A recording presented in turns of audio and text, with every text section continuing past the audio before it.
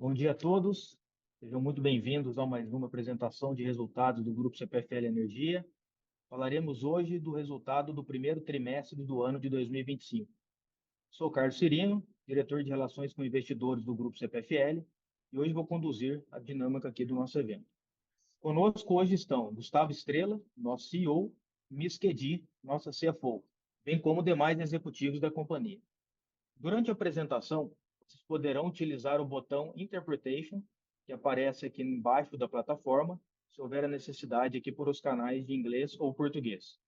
Gostaria também de informar a todos os participantes que, ao final da apresentação da empresa, daremos início à sessão de perguntas e respostas.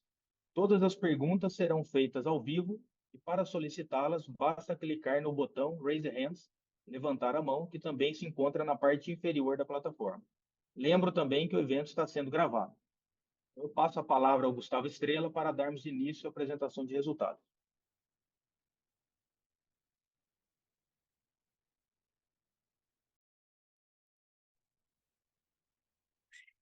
Acho que eu saí aqui.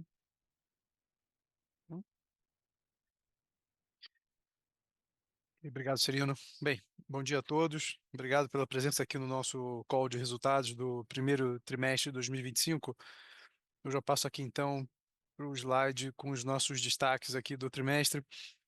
Começando aqui da carga na nossa área de concessão, um crescimento de 1,7% na comparação com 2024. Um destaque aqui para a classe rural e para a classe residencial. A gente vai passar um pouco mais em detalhes nos próximos slides. A nossa inadimplência com um resultado, diria, bastante positivo, uma redução expressiva de 31% na comparação entre os trimestres, chegando em 0,87, né, que é fruto de um grande esforço de controle à inadimplência nas nossas áreas de concessão. O nosso EBITDA atinge, então, 3,8 bilhões de reais, praticamente estável em relação ao ano passado, com uma queda de 0,4%. E o nosso lucro líquido, 1,6 bilhão, com uma queda de 8% em relação a 2024. A gente também vai passar em detalhes em cada um dos negócios. A nossa dívida atingiu 26,5 bilhões de reais, numa alavancagem no critério dos covenants financeiros em 2,04 vezes dívida líquida sobre EBITDA. O nosso CAPEX, a gente segue com um programa bastante robusto de investimentos no nosso grupo, com um crescimento de 13%, atingindo 1,2 bilhão de reais, expectativa de fechar um ano com 6,5 bilhões nesse ano de 2025. Acho que um processo importante, e a gente vem acompanhando ele muito de perto, é o tema da renovação das concessões de distribuição, né? Seguindo aqui o rito, fizemos a manifestação da prorrogação através da ANEEL, né? Tanto para a RGE, Paulista e também para Piratininga. A expectativa é que a gente tenha o processo sendo conduzido pela ANEEL e pelo Ministério ao longo das próximas semanas. Dois importantes reconhecimentos no Prêmio ANEEL de Satisfação do Consumidor: a CPFL Santa Cruz, pelo 4º ano consecutivo, como melhor distribuidora da região Sudeste, e a RGE, pelo 3º ano consecutivo, como a melhor distribuidora da região Sul. Dois prêmios que reconhecem todo o esforço que a companhia vem tendo no relacionamento com os nossos clientes. E tivemos também a divulgação do nosso relatório anual de sustentabilidade, aqui em detalhes dos nossos práticas em relação ao tema de sustentabilidade, também dos compromissos de ESG. Aqui acho que aqui vale ressaltar a posição, a 7ª posição no índice de sustentabilidade, no ISE, da B3, mais uma vez a CPFL entre as 10 empresas mais bem classificadas no ISE.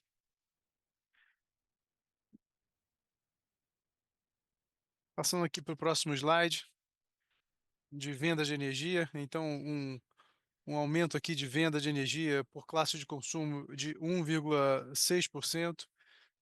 O destaque aqui para a classe residencial, né? Apesar de uma temperatura mais amena esse ano na comparação com o ano anterior, né? Os senhores todos lembram das temperaturas elevadas que tivemos ao longo de 2024, em especial no primeiro semestre. Na base de comparação, a gente tem um ano mais ameno em relação à temperatura, trazendo então impacto negativo no consumo, seja na classe residencial, seja na classe comercial. A GD também segue com impactos relevantes, acima de 4% nessas duas classes, mas a gente vem tendo um aumento do consumo per capita, o que fez com que a gente tivesse um desempenho favorável na classe residencial de 2,7% e praticamente estável na classe comercial, com uma queda de 0,4%. Na classe rural, um crescimento de 4,3%, em grande medida compensando também o impacto de GD, um impacto positivo do aumento de consumo de irrigação, especialmente na região sul.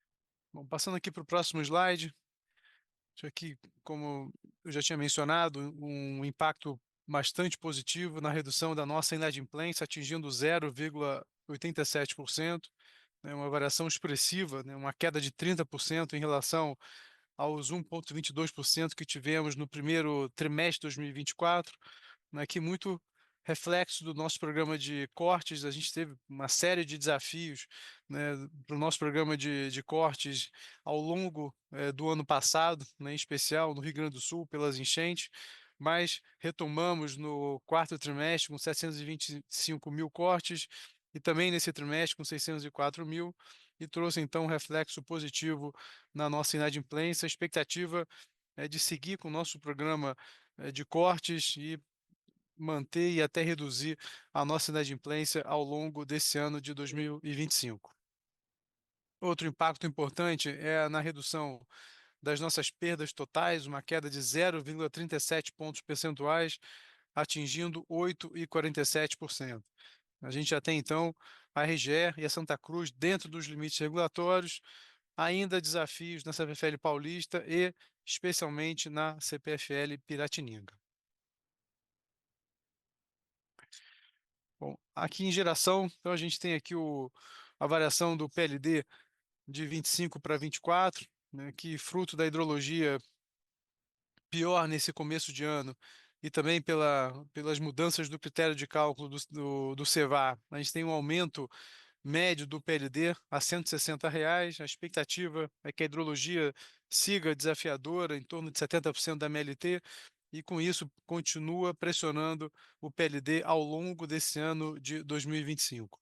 Né? O GCF fecha com 93% no primeiro trimestre de 2025.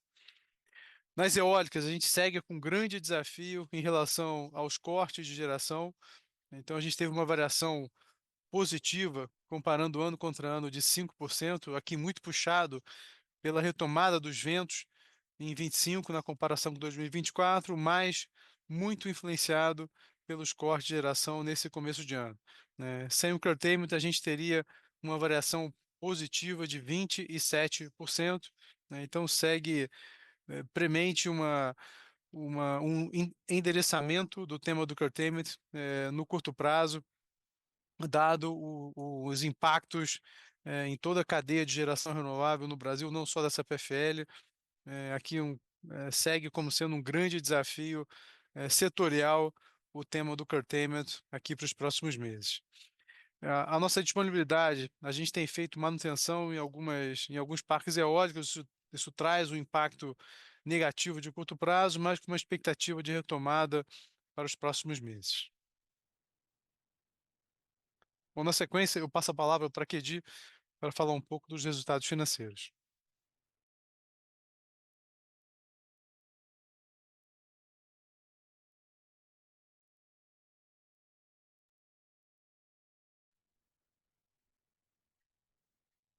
Thank you, Gustavo, and good morning, everyone. Now we are on page 7 and talk about financial performance. So our EBITDA in the quarter was 3.9 billion, which is close to Obrigado, Gustavo. Nosso EBITDA foi 3,9 bilhões, semelhante ao ano passado. E depois nós vamos agora passar pelo desempenho em cada um dos segmentos diferentes. Aqui no segmento de distribuição, o EBITDA, que era 2,5 milhões, um crescimento de ou 56 milhões no primeiro trimestre, por causa do ativo financeiro da concessão, com um aumento e também um aumento dos ativos. Nós também temos mais vendas de energia e um desempenho diferenciado, como disse o Gustavo. Nós temos um PMSO mais alto por causa da inflação. Agora, nós vamos continuar indo para o segmento de geração. Aqui, no segmento de geração, nós temos a quantia de 550 milhões, menos 10,5%. O resultado foi impactado por dois efeitos. O primeiro é porque houve um ajuste relacionado a um dos nossos ativos, que é o Paulista Lajeado. Isso aconteceu no primeiro trimestre de 2024, que é um efeito non-cash, e a quantia 54 milhões. E o segundo se refere a ativos que não pertencem mais à CPFL. Nós não operamos mais. O primeiro é EPASA, que reflete numa redução da receita, e a quantia dessa redução é mais ou menos 21 milhões. E o segundo é o Biomass, com o efeito de um término precoce da contrato de energia, e a quantia é de 13 milhões. Quanto à geração eólica, a gente teve vento melhor no primeiro trimestre, mas por causa do curtailment, nós vamos ter um impacto negativo de 9 milhões no primeiro trimestre. Agora vamos para o segmento de transmissão. O EBITDA da IFRS alcançou 360 milhões, uma variação positiva de 104 milhões, principalmente por causa do aumento na margem. E a quantia foi 198 milhões, o EBITDA regulatório, uma diminuição de 47 milhões por causa do ajuste PAR. Esse ajuste foi negativa por causa da revisão tarifária de 2023, que foi adiada, como vocês já sabem. Agora nós vamos na parte comercial. O EBITDA nesse trimestre alcançou 45 milhões, com uma variação de 74 milhões comparada ao mesmo trimestre do ano passado, explicado por uma margem mais baixa no negócio e também o efeito do ADA, o mais ou menos 10 milhões. Indo para o próximo slide, nós falamos sobre o lucro líquido no primeiro trimestre. Além da variação do EBITDA, os principais efeitos foram no resultado financeiro, uma diminuição de 53 milhões, basicamente por causa do aumento dos gastos com a nossa dívida e também um balanço mais alto e também os índices do CDI e do IPCA. Isso teve o efeito mark-to-market, que é explicado pelo spread da redução do spread do crédito e o impacto dos nossos novos debêntures. Então, a quantia total é 1,6 bilhão, com uma diminuição de mais ou menos 8%, se compararmos ao mesmo trimestre do ano passado. Aqui, no próximo slide, nós temos... Nós mostramos as nossas atividades financeiras no primeiro trimestre. Nós terminamos mais ou menos 5,4 bilhões, e também em termos de contratos com uma média de 5,66 anos e um custo médio de CDI de 0,2%. Mais de 4 bilhões foi para refinanciamento de atividades. Então, nós vamos poder manter o nosso covenant.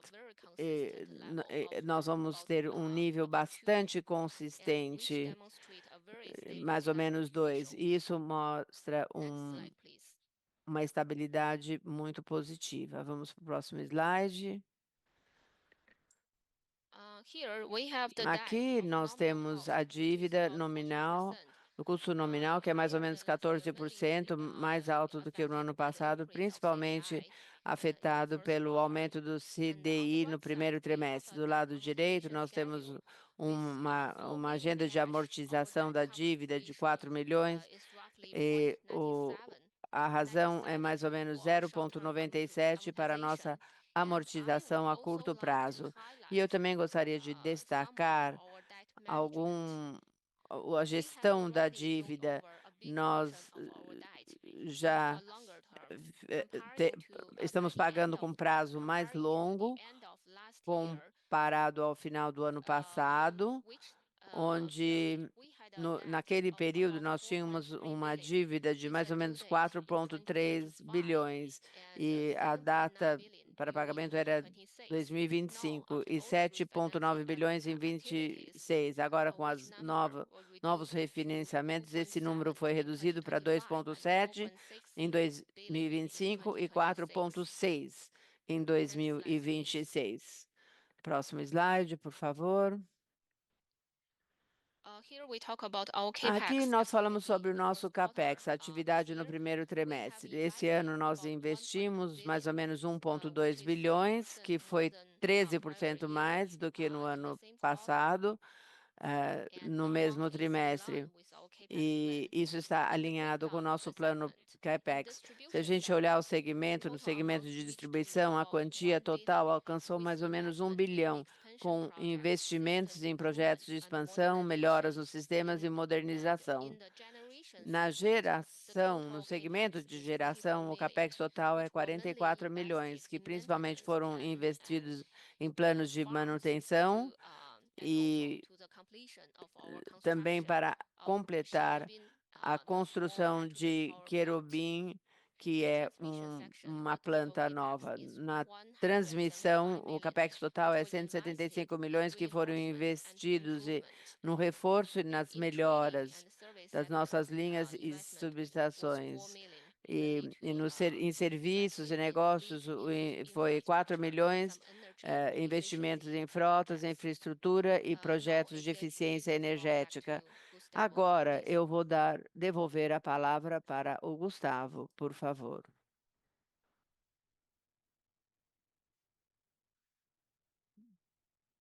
Ok, Kedi, obrigado. Bom, e acho que finalizando aqui a nossa apresentação, é só dividir um investimento importante socioambiental lá no estado do Rio Grande do Sul. São mais de 14 milhões de recursos destinados a esse projeto de recuperação do bioma do Pampa, lá no Rio Grande do Sul, uma parceria com o estado do Rio Grande do Sul e com a FETAG. Eu acho que ele fala muito do que é o nosso programa, que é sempre combinando um impacto de meio ambiente e também social, dado que afeta diretamente as famílias daquela região. Então, isso aqui faz parte do item 12 do nosso plano ESG, né, a expectativa de investimentos de mais de 230 milhões de reais até 2030, já foi quase a metade desses investimentos já realizados. Então, a gente segue assim, com muito foco, de maneira muito pragmática no nosso plano ESG, sempre tentando combinar aqui os impactos positivos não só para o meio ambiente, mas também para as sociedades das regiões onde a gente atua. Bom, eu passo então a palavra para o Serino, para fazer aqui o fechamento.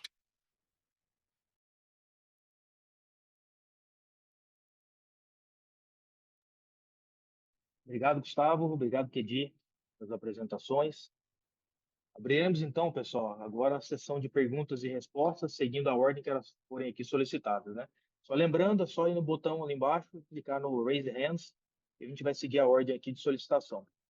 A gente já tem aqui uma primeira pergunta do Guilherme, do Santander. Bom dia, Guilherme, tudo jóia? Fica à vontade aí para fazer a sua pergunta.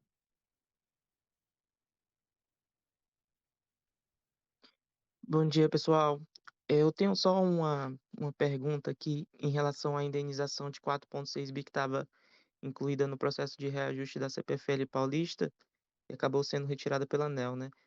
qual a expectativa de vocês para a evolução desse tema e timing para a conclusão? A gente viu que um dos diretores chegou a defender talvez uma mudança na metodologia de cálculo. Se não me engano, chegou a citar que o valor poderia ser de 3 bi corrigido. Vocês acreditam que a ANEEL deve voltar a discutir essa metodologia de atualização, que poderia impactar nesse valor de 4,6 bi?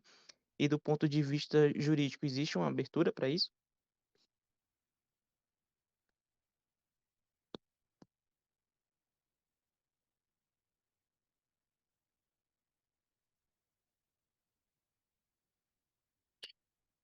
Ok, Guilherme, obrigado pela sua pergunta. Bom, eu acho que assim, o nosso entendimento é de que a gente está seguindo o rito formal de celebração de um acordo com a ANEEL, isso por recomendação deles. A gente tem uma decisão judicial final, transitada em julgada. Esse assunto vem sendo discutido com a agência desde o ano passado, desde agosto do ano passado. Então, assim, a gente tem muita segurança em relação aos valores que foram, inclusive, divulgados, né, pela companhia no nosso fato relevante, e a gente entende que aqui é uma adaptação para seguir o rito de acordo com a agência, né? Então, a gente entende que o valor já está definido e o que a gente tentou fazer era combinar com o reajuste tarifário da Paulista para evitar um impacto de tarifa relevante para os nossos clientes. Isso, infelizmente, não foi possível, mas a expectativa nossa é de que aqui talvez nas próximas semanas ou meses a gente tenha a evolução desse processo, né, talvez com assim, acho que o valor talvez seja o grande tema aqui na mesa, já muito bem embasado, não só pela companhia, mas especialmente pela própria agência. Então a gente entende que a gente está num processo de cumprimento formal, né, num processo de acordo previsto pela agência e que vai ocorrer aqui ao longo aí das próximas semanas. A gente entende que não há discussão em relação ao valor, mas sim sobre o rito formal interno de aprovação pela agência. Perfeito. Obrigado, Cristiano.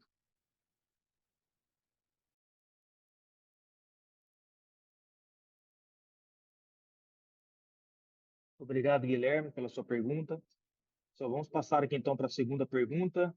Pergunta do Daniel, do Banco Safra. Bom, Daniel, bom dia. Fique à vontade aí para a sua pergunta. Oi, pessoal. Bom dia, obrigado pela oportunidade. Na verdade, tenho duas perguntas. A primeira com relação ao processo de renovação de concessão, né, agora que já está encaminhado aqui para assinatura, né, dos novos contratos. Entender com vocês aqui se vocês esperam alguma implicação na alavancagem das distribuidoras com a assinatura desses novos contratos, né, por conta de alguma revisão do saldo ali de VNR, e se isso teria alguma mudança na prática de distribuição de dividendos no curto prazo. E uma segunda pergunta aqui, se eu puder, só ouvir um pouquinho da visão de vocês, né, sobre esse tema de reforma do setor elétrico, enfim, só para entender como que tem sido as conversas, né, com o governo sobre esse tema, quais as principais mudanças que vocês estão esperando que surjam aí decorrente disso. Obrigado.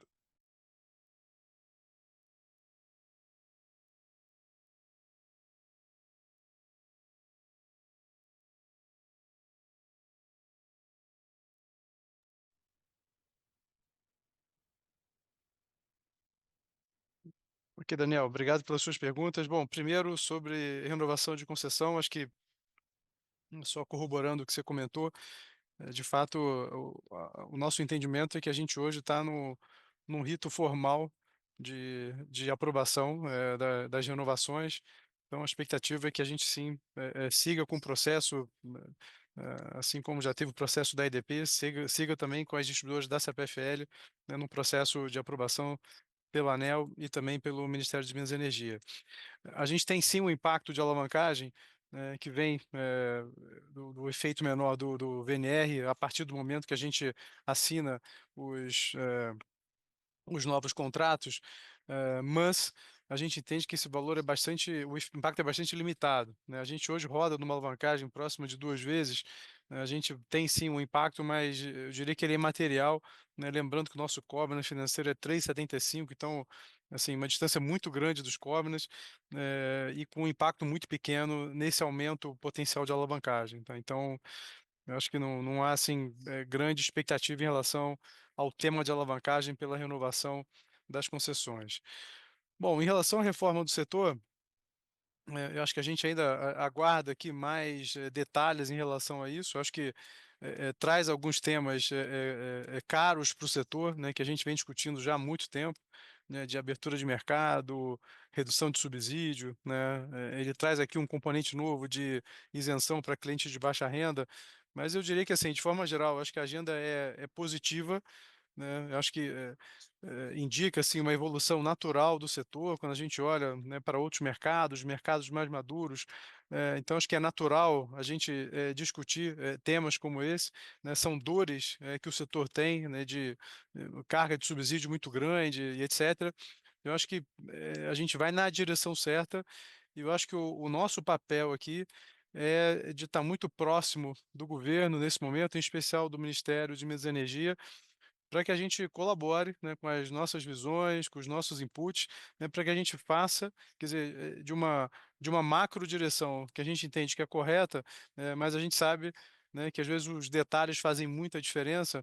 Aí é onde acho que a gente pode contribuir, né, até pela proximidade, e diria até parceria que a gente tem com o governo hoje, para que a gente avance da maneira correta, né, para que as regulamentações sejam feitas de uma maneira, eu diria, sustentável para o setor num longo prazo, né? Sempre equilibrando aqui todos os agentes, né, consumidor, os investidores, né, e o próprio governo, né, para que a gente tenha de fato uma perspectiva de longo prazo para o setor, mas numa agenda de modernização, né, de abertura, né, de fim de subsídios que não fazem mais sentido, né? Então a gente comenta muito sobre o subsídio de autoprodução, né? Então, de fato, acho que carece sim de uma regulamentação talvez mais atualizada para que a gente mantenha talvez os pilares de sustentabilidade do setor de longo prazo. Então, eu acho que aqui a expectativa do anúncio, né, dessa reforma, eu diria que de tudo que a gente viu até agora, eu acho que ela vai na direção correta, né, mas com um desafio grande, e a gente, né, que está muito tempo no setor sabe disso, né, é especial, é importante que a gente esteja muito próximo, para que no processo de implementação ele seja feito de maneira correta e sustentável. Excelente, obrigado, Estrela. Obrigado, Daniel, pela sua pergunta aí. Pessoal, não temos mais perguntas aqui então no call. Eu vou encerrar aqui a nossa sessão de perguntas e respostas. Obviamente, se ficar alguma dúvida ou questionamento aí na sequência, a equipe de relações com investidores aqui da CPFL fica à disposição aí para a gente poder conversar depois, né, e fazer todos os esclarecimentos aí. Obrigado. Eu passo a palavra então para o Gustavo Estrela para as considerações finais e encerramento. Boa tarde a todos.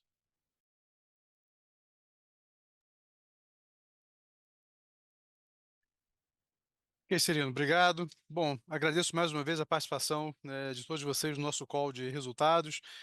Eu acho que a gente segue assim, seguindo a nossa estratégia, né, de negócios e talvez com dois assuntos principais aqui para serem endereçados. Acho que o primeiro é a renovação das concessões. Comentamos aqui que eu acho que a gente segue aqui num caminho positivo e diria previsível de renovação dos contratos de distribuição, fundamental para trazer de volta a perspectiva de longo prazo para esse negócio tão importante, né? Companhias como a nossa, com um programa de investimentos tão grande, é fundamental que se tenha preservado essa visão de longo prazo. Então, acho que aqui caminha muito bem, né, para que ainda no curto prazo a gente tenha uma definição final sobre esse assunto. E o tema principal é o tema do curtailment, né? Eu acho que a gente segue muito pressionado com o curtailment, né?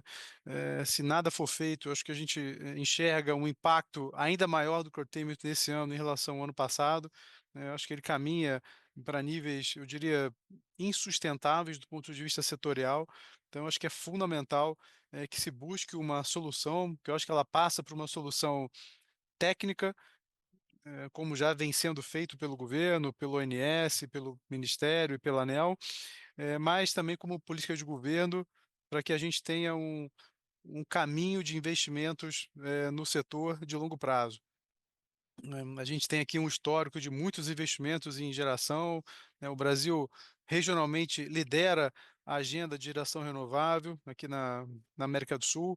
Acho que é importante que se preserve essa posição que a gente tem, mas a gente precisa de fato de alguns ajustes para que a gente possa seguir com esses investimentos no futuro. Então, acho que a agenda segue muito concentrada em buscar uma solução para o curtailment, né? Acho que talvez o dado positivo aqui é que o sentimento é que o governo também tem essa mesma percepção, né? Então tem tido muita discussão, muito debate, grupo de trabalho discutindo o tema, e eu tenho uma expectativa, eu diria, positiva, que a gente vai avançar num caminho de uma solução de longo prazo para o tema do curtailment. Então eu agradeço mais uma vez a participação de cada um de vocês no nosso call e seguimos à disposição para eventuais dúvidas no futuro. Muito obrigado.